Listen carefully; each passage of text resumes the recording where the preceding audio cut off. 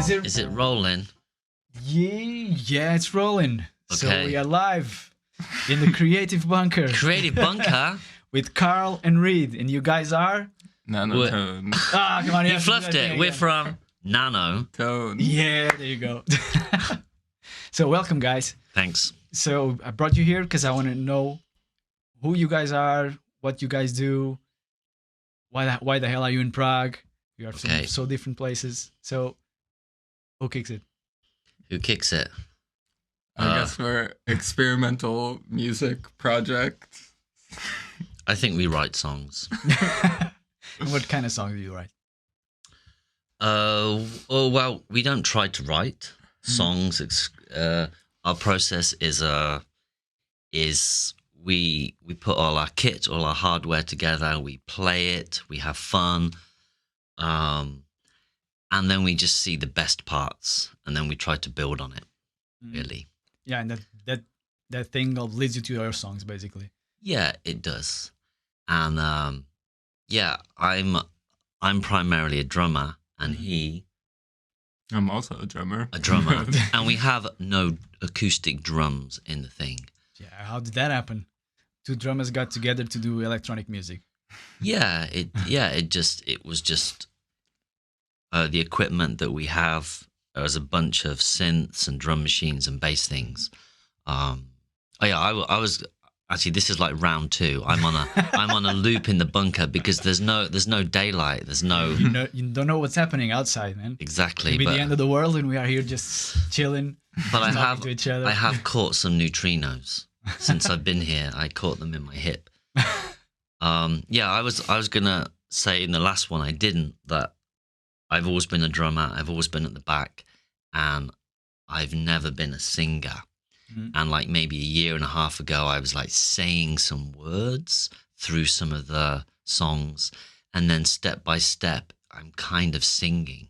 So I'm still very scared. It's very new, but I think it's getting better. Yeah, I think it's a big difference being a drummer and being in the front of the band. So having to speak with people, having to interact. Frontman, basically, no? Yeah, something like that. But it's okay because I have a vocoder, or I have like 4 vocoders, and we have some looping things and some reverb. So it's I'm a little bit disguised. Yeah, you're gonna show it up after this interview. Yeah, we will. Yeah, it's outside, everything ready. So tell me, what's the story of NanoTone? How did you guys got together to start with in Prague? Reed, how did you do it? Well, the story itself is not very interesting, I think.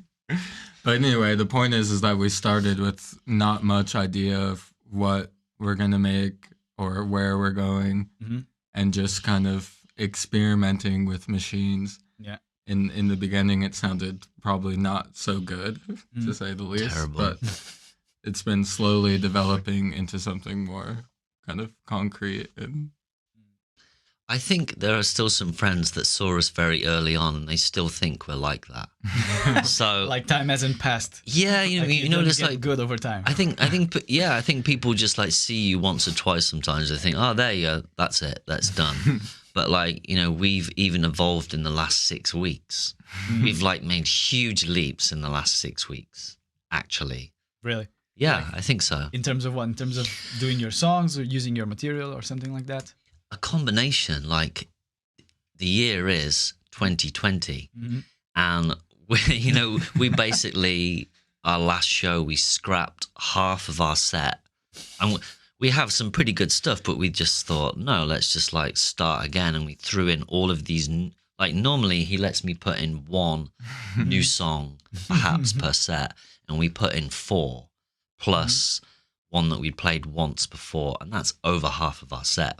So we've just gone for it in a slightly more groovy, danceable way, and our last show proved that it worked. Maybe in terms of reaction from the people, in terms of how you felt on the stage, because that's also a big part of it. It was all of that. It was like we suddenly got into the zone, and we had like the feedback loop. It might have helped that the people in the audience were on different states of existence, and I guess we were not exactly counting on that at 10 o'clock at night. At 10 o'clock at night. 10 o'clock at night. Prague. You never know what's going to happen.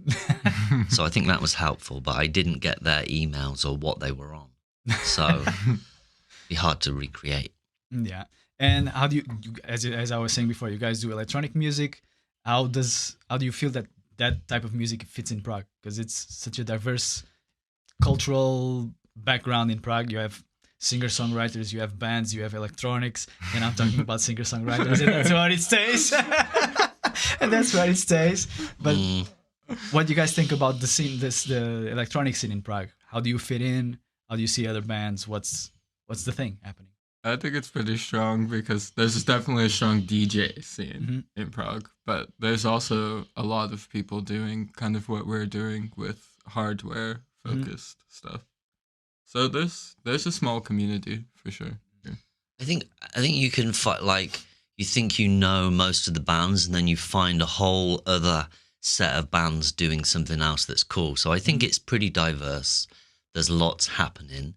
How we fit in, I don't know.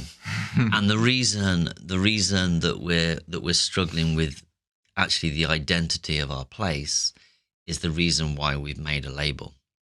What's it called? Hexadecibel. Hexa. Yeah, there you go. Hexadecibel. Now I would say that you guys rehearsed that. No, it just came out like that. No, we rehearsed it on the previous. We rehearsed it on the previous interview that wasn't recorded. Well, shit happens. Yeah, it does. So, and yeah, you're saying that you created your record label because of that, and there's to create a space for more people like you to show up their music, to show their music, and to basically show it around again. Yeah, it's like to showcase us, our side projects, and then to curate anything else which is cool, which also hasn't found a place. That's super nice. I think you have a lot of ground to cover in Prague with that, no? Well, actually, I'm not sticking with Prague or even the Czech Republic. No, for me, go beyond that. For me, it can come from Porto in Portugal. It can come from Reykjavik, but they've already got a strong scene anyway. It can come from Beirut. So spreading around a little bit, just going there and there and there. It's possible. Yeah, that's cool. So another thing I wanted to know is, as I have my experience as a musician here in Prague too, and getting your place to rehearse, getting your places to play. You guys diversificate in the places you play a lot? Do you go to different bars, or you have your specific places where you usually play? I think there are places where we're welcome. There are places where we were welcome and we're not welcome. But the idea, I guess, each time is to try and play with in a different place with a different band, to try and spread your idea and to meet new people, make new connections. That's the good thing about Prague, because you can do that fairly easy. Yeah. In my point of view, I think you guys agree. Yeah. You're saying we agree totally. With your ideas in the creative bunker. Oh my God, we're so happy. We're so stoked. Plug it in. We're so stoked to be here. So yeah, I wanted to bring you guys here just to show people what you do, and so that you speak a little bit about it, because that's something that actually doesn't happen that much on the gigs. If people want to know about you, about your band, about your record label that's gonna come, where are they gonna find it? They can find us on Facebook, NanoTone Band, or nanotone.bandcamp.com. Yeah, we have so far four albums, and they're albums. They're all live in our studio. Basically one takes. There's no mixing or dubbing on it. That's something that's not common with electronic music, I would say. I mean, I guess it's it's live. Yeah, it's basically live in our studio, and we took the best bits. But our last release was actually mixed and mastered, and we got onto Radio 1 in Prague. That was nice. And how did you get that? How did I get it? So many people trying to get that airtime, and you guys are just there. Well, it was literally, I asked somebody that's pretty connected, like, who can I write to in Radio 1? He said, write to this guy. I wrote to him on a Sunday, and we were on the show by Thursday. Oh, that's cool. And who was this guy? I can't remember. No name dropping on this. No case. name dropping. That was one point where name dropping. I'm not allowed to talk badly about singer-songwriters or hipsters, and I'm not allowed to name. But I would like to name drop Laurie Anderson. The great Laurie Anderson. Do you know her? No idea. No. She is an influence on us. She's a little bit obscure, but basically she was married to Lou Reed. Mm-hmm. She is a New York performance artist, still alive, and she brought in a word, spoken voice, and art into music. She also used vocoders. Yeah. She had a great song called Superman or Oh Superman, which was like number 1 and number 2 all over Europe, and it's an 8-minute song that's just like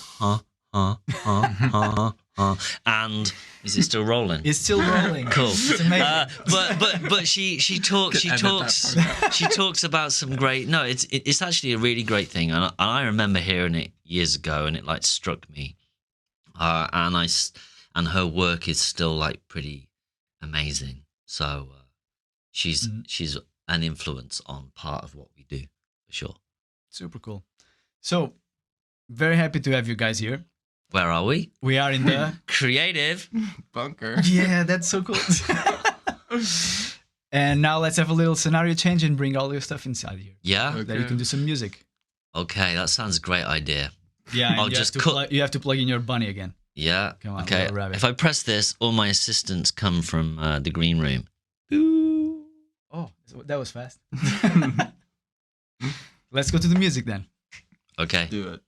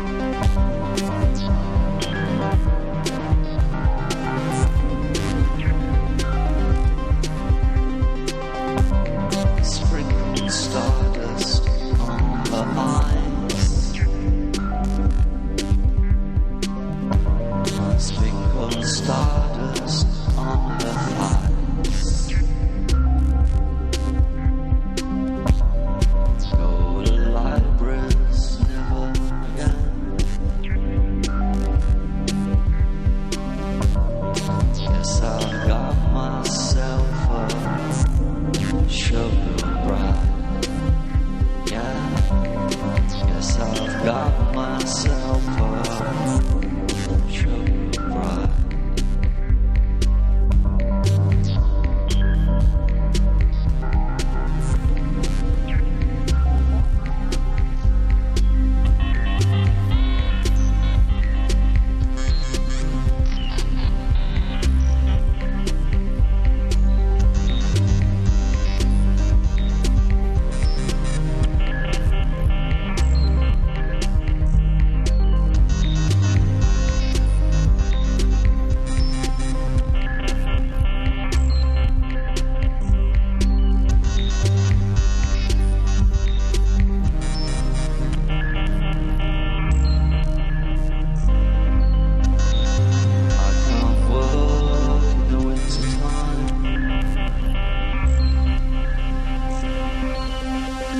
She can't work.